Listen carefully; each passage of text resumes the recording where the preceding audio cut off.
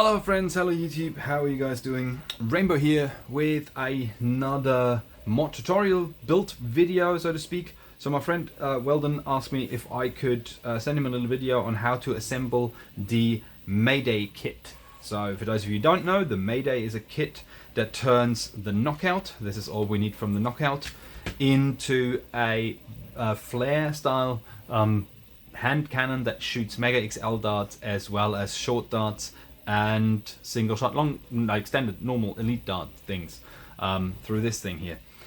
And so this is just a quick video on how to put this together. If you purchase this kit through my shop, the heat inserts are potentially set. Otherwise, if you want to set them yourself, there is quite a few.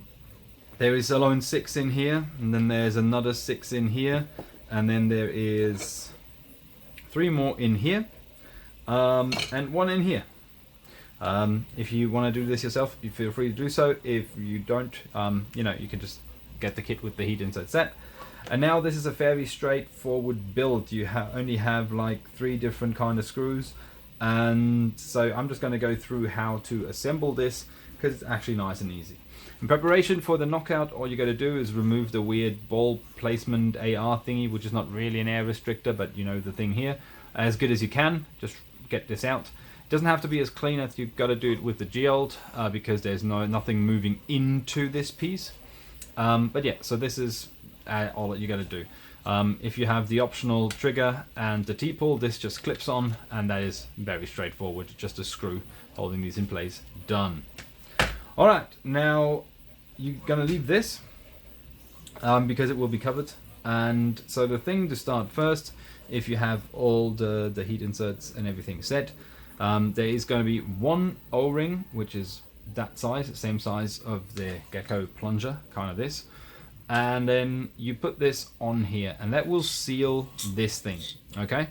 Doesn't need to be lubricated because there's no movement, it just sits there and seals that.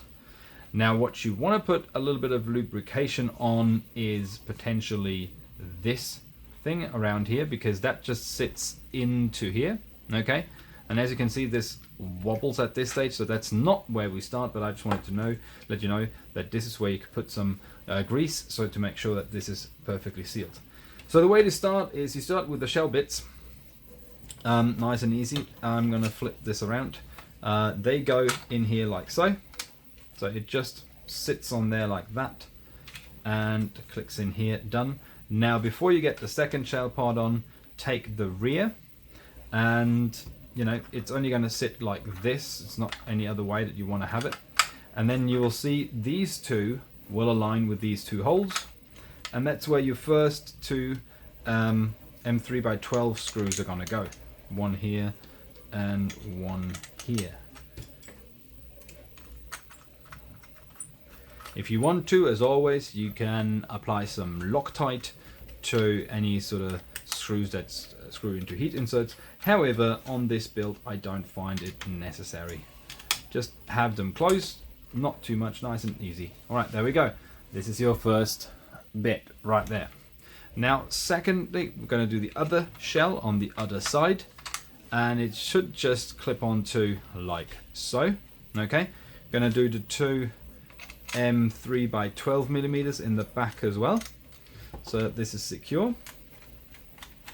So 1 and 2.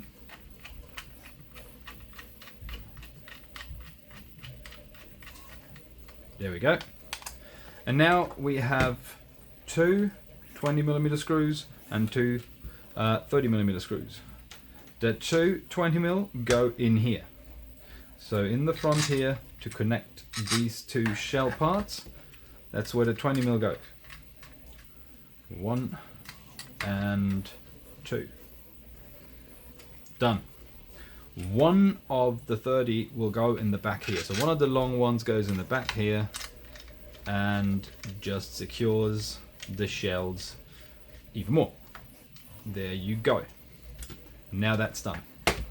Next up, I would suggest you install this, and quite frankly, you can do this before or after. I prefer to have this set first and then install this. So now is the time where you put some form of lubrication around that piece. So just this O-ring, make sure that there's a little bit of grease on the outside. If I'd used a bigger tube, I'd be quicker, but hey, you know, we got some time to kill, right? YouTube algorithm watch times and things. I don't know. There you go. So, as I said, just apply a little bit of grease on the outside to help this ring seal into the 3D printed part even better. So that will be that. Applied.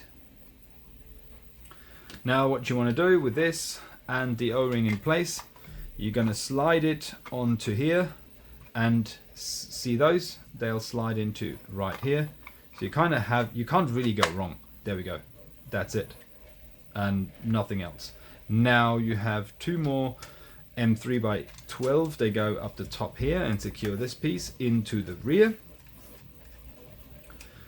There we go. 1 and 2.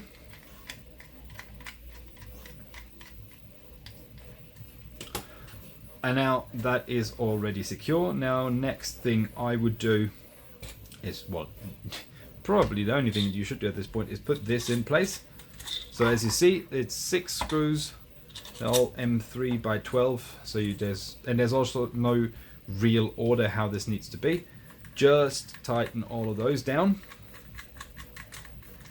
Dum dum dum.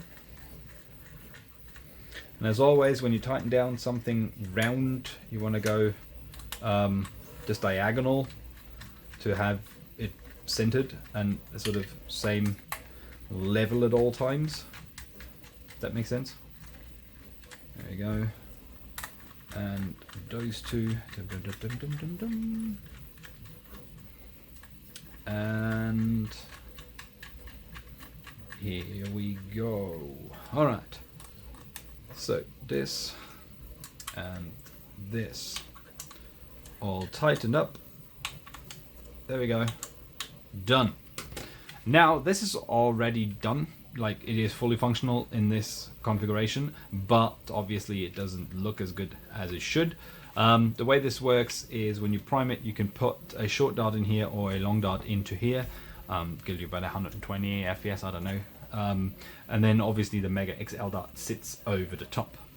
Alright, next up you are going to take the big barrel and then you slide it over the top here.